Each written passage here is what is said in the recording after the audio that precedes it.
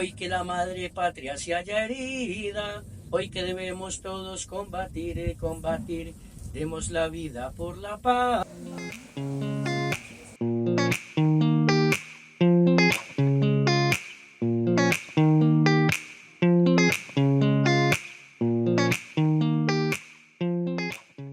Después de que salen los españoles, después de 1830, ya empezó la parte antioqueña, la parte caldense, la parte santanderiana, la parte cundinamarquesa a cambiar, y resulta de que ya no pasaban la realeza ni la corona. Dentro de esta casa, ¿por qué digo que conserva la arquitectura colonial de la época? Esta arquitectura colonial se conserva porque los maderos se llaman cucharos. La parte arriba de la guadua se llama chuapa. Estos ladrillos o baldosas cosidas que iremos a observar casi gran parte de la casa fueron después del año 1826. Esta casa, la construcción, las paredes que vienen en este sentido están en adobe o tapia pisada, en bareque o tapia pisada. En 1789 él viaja y muere en Panamá. ¿Por qué le hacen reconocimiento a este gran personaje? Porque fue el único de los virreyes el cual protegió como tal esa expedición botánica.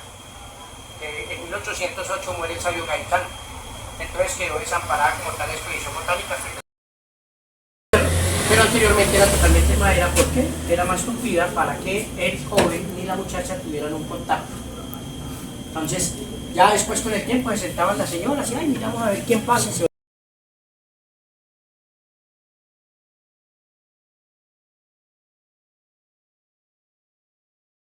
Después ya metieron la chuapa, la guadua, y la mezclaban con lo que era estiércol de animal, algunas arcillas y algunos otros elementos, y empezaban a hacer paredes como de 20-25 centímetros.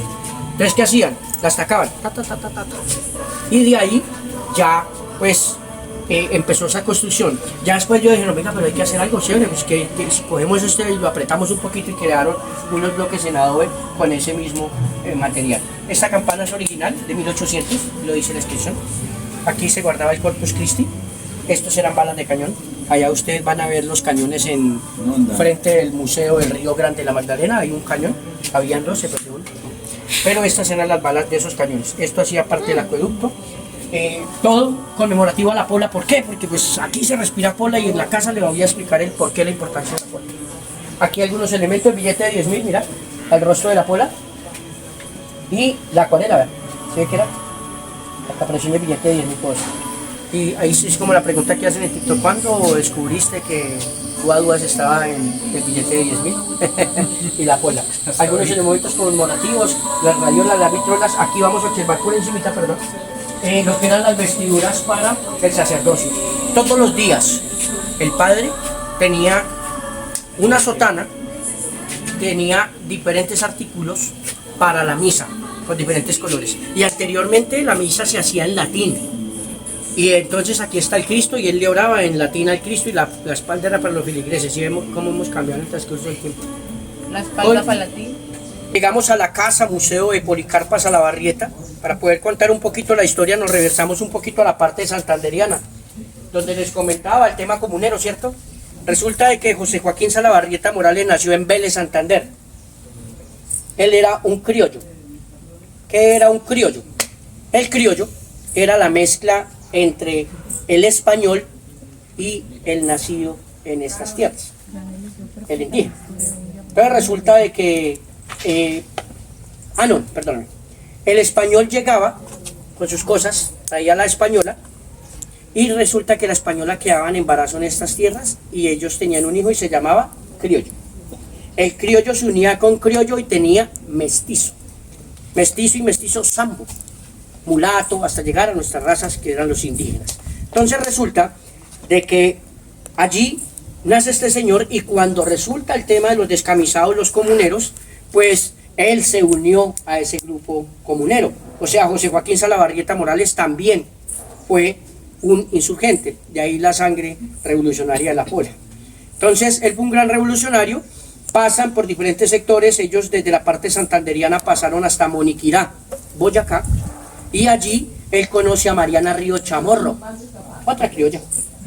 Entonces él allí tiene sus primeros encuentros con esta dama, él continúa el recorrido, cuando ya le dicen a los comuneros que pueden regresar a las tierras, pues él regresó a Santander, recogió algunas cosas, él había adquirido recurso económico dentro de ese grupo porque se volvió comerciante. Si allí conseguía aguardiente, pues él llevaba destilería de aguardiente y cuando se reunían, pues vendía el aguardiente. El tabaco en Valimundo, entonces él empezó a adquirir dinero y compró recuas. Para adquirir recuas en esa época era de mucha importancia. Así que él empieza, porque morir por la patria no es morir, es vivir, oh gloria inmarcesible. ¿Por qué no aparece en esa letra de nuestro himno nacional de Colombia? ¿A qué nos incitan? A revolución. ¿A qué no le conviene? A esos de cuellito blanco que hoy en día nos gobiernan.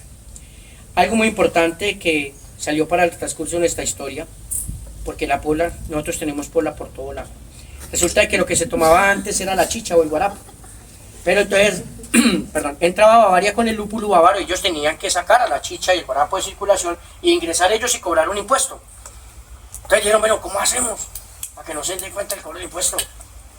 Entonces estaba en su momento el auge y furor y decidieron sacar una cerveza fermentada con el lúpulo bávaro y colocarle una etiqueta que se llamaba La pola.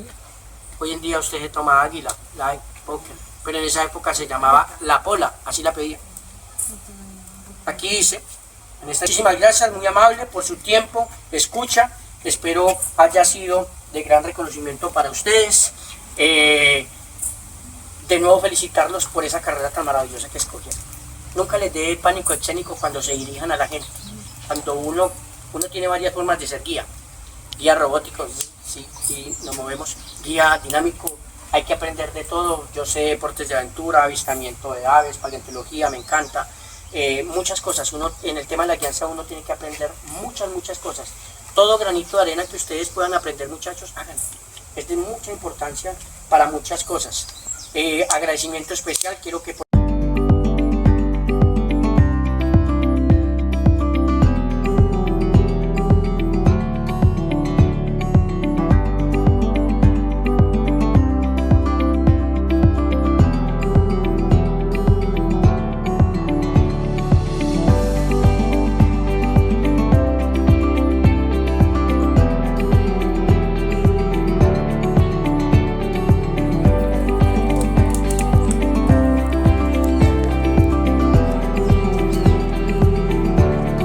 por muchos momentos en el tema fluvial, mercantil y también en el tema de la expedición botánica. Lo que llamamos... Cuidado. Julio, lo que llamamos la expedición botánica, ruta mutis, todo ese tema. ¿Qué pasó acá?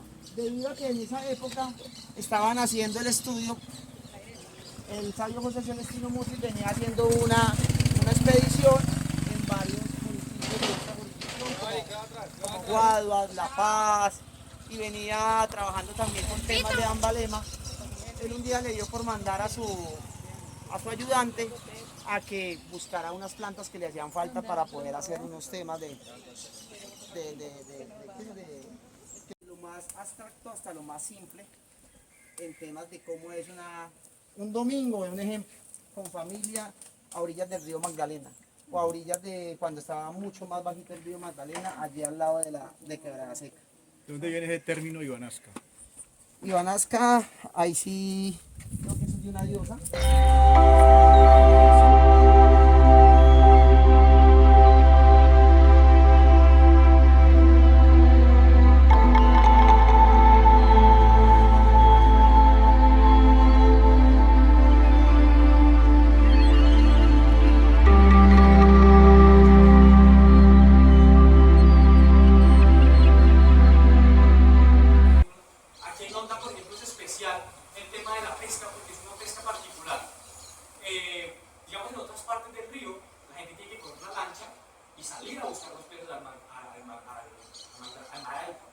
al Magdalena, y entonces tiene que ir a atraparlos. Acá no hay una pesca pasiva, el pez llega casi que a buscar al pescador.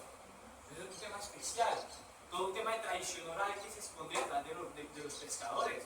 Va a ir a hablar con el man de la historia del man. Entonces, bueno, pero ¿Qué más saben del río? De ahí les ayudo un poquito. Pensemos diferente, ¿sí?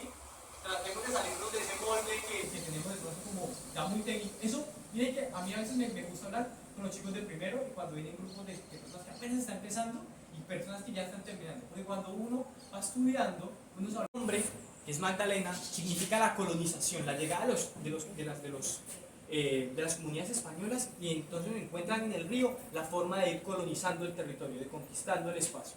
Pero, entonces, es una cosa muy interesante. ¿Quién de ustedes ha escuchado hablar de los hitos? ¿Saben qué es un hito? Miren, como cuando uno le pregunta al amigo, oiga, ¿y usted dónde vive? Y él le dice a uno, ahí enfrente de la carnicería de don Gerardo. O cuando usted vive, yo vivo diagonal a Lara. Eso es un signo, es un elemento de referencia dentro de un territorio, digamos, pues una ara, el ara del centro. En la historia también hay hitos. ¿Y qué es un hito? Por ejemplo, antes o después de Cristo. Es un espacio de referencia que nos ayuda a ubicarnos en la historia. Aquí podríamos hablar antes o después de que al río se le nombrara de esta manera. ¿Conocen de pronto algún otro nombre del río, Magdalena? No. El Yuma. Y entonces vamos a encontrar que antes de que se le llamara Magdalena, está el Yuma. Es un espacio de referencia que significa también la conquista de los españoles. Llegaban los españoles por el Magdalena, van conquistando, creando territorios. Pero la historia de nosotros no inicia con la Pinta, la Niña y la Santa María. La historia de nosotros viene desde mucho tiempo atrás. Lastimosamente, pues en Colombia no hemos sabido proteger esta memoria de esos pueblos, de esas comunidades indígenas. Entonces, digamos que siento tal vez en el país vamos a ver diferentes personas que van a mover el país. Entonces, desde los bogas y el champán, esa canoa, no, y las comunidades. La historia del país no la escriben los presidentes, la historia del país no la escribe el explorador ni el militar, la historia del país la escriben las comunidades, la gente que lo habita. Ellos son los que escriben la historia. Y los bogas, pues digamos que grandes invisibilizados de la historia, tienen un rol muy importante, están moviendo el país por 400 años. Con la fuerza de champán y duraba 3 meses. Ahora viajar en esta por esta cosa elegante, en baño, camarote, restaurante, bar. Entonces digamos que transforma la manera en la que se mueve, pero para poder usar ese tipo de embarcaciones hay que pagar un precio. Y es que para poder moverla hasta la primera parte del siglo XX, que aparecen los combustibles fósiles para mover ese tipo de embarcaciones, no sigue siendo utilizar esto, la madera. Aquí hay un burrito de leña. Para mover un buque de estos desde Bogotá hasta Barranquilla se usaban aproximadamente 400 burros de leña. Imagínense la cantidad de madera para... Porque llegaba una parte donde se alquilaban una cantidad en este barrio que se llama el barrio Retiro. Es amplio y las casas eran amplias en su momento. Entonces uno podía dejar como la mercancía guardada, ¿cierto? Miren que el barrio siempre es bastante amplio, tiene unas casas grandes. Entonces era como una especie de... Buenas tardes.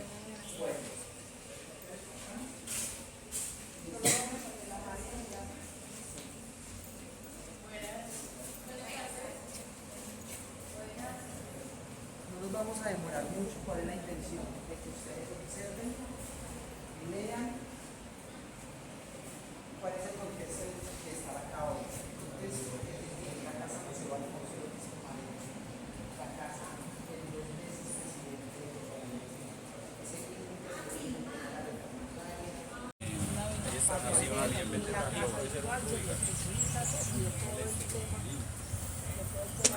el tema del convento de los franciscanos. Es una plaza que tiene una arquitectura. Por favor, como grupos, en un aplauso. Cualquier cosa.